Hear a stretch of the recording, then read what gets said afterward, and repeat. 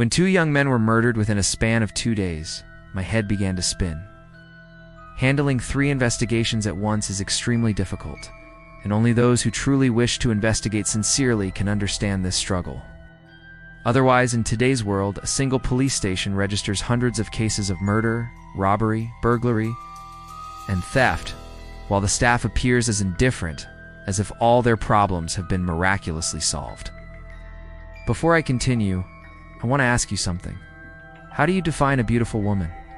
I already know your answer. You would say fair complexion, tall height, large eyes, an age of around 16 or 17, thick, and long hair, lips like rose petals, teeth like shining pearls, and cheeks like Kashmiri apples.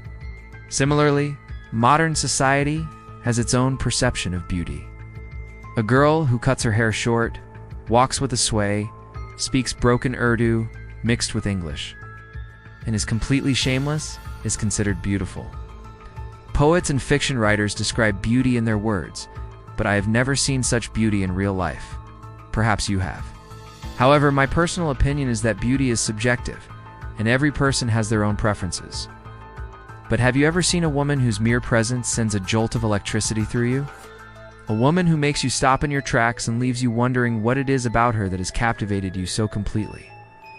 I once saw such a woman. She was not fair-skinned. She was not tall. She did not have large eyes. She was not 16 or 17 years old. Her hair was not thick and long. Her lips were not like rose petals.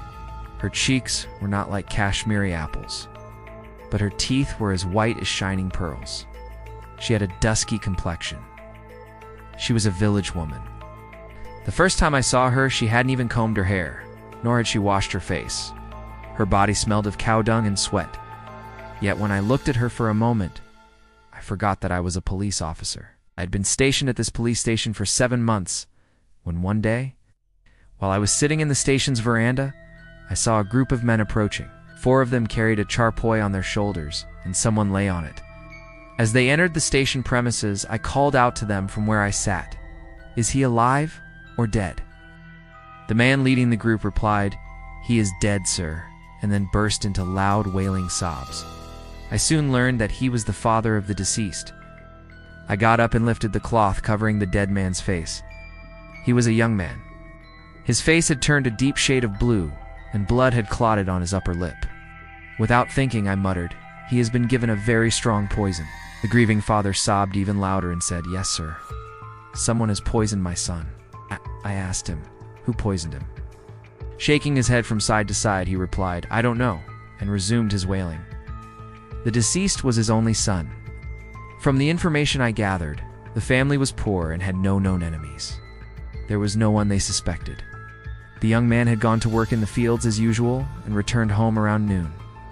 When he arrived, he clutched his stomach with one hand and his chest with the other. His eyes were bulging. He entered the house and collapsed in the courtyard, bleeding from his nose.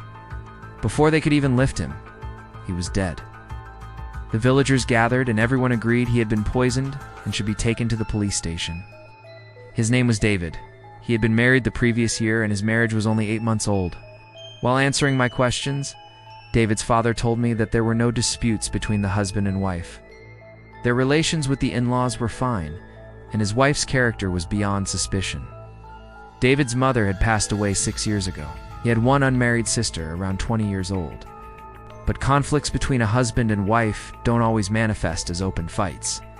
I took David's father aside and said, "Sometimes husbands and wives are enemies, but no one realizes it. Think carefully if you notice any changes in David or his wife since their marriage." The old man pondered for a long time. I helped him think by asking leading questions. Finally, he said yes. About a month after the wedding, David became very quiet. Before, he used to joke and laugh, but within a month of marriage, he stopped. I asked what was his wife's nature like. He replied, like any village girl, simple, no arrogance. She took an interest in household chores, worked in the fields, and treated David's sister well. There was never any conflict at home. I couldn't trust everything he said, because villagers rarely admit that their daughter, daughter-in-law, son, or son-in-law is a bad character. They always claim that their son's wife adores him. No father can tolerate rumors that his son is unhappy in his marriage. in David's case, I suspected something was wrong. The investigative framework forming in my mind had two possibilities. 1. David's wife poisoned him. She had an affair, and her lover poisoned him at her behest. 2. David committed suicide by consuming poison.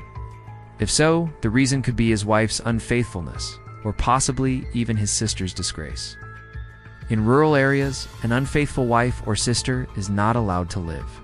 However, some honorable husbands and brothers, unable to bear the shame, choose to end their own lives instead.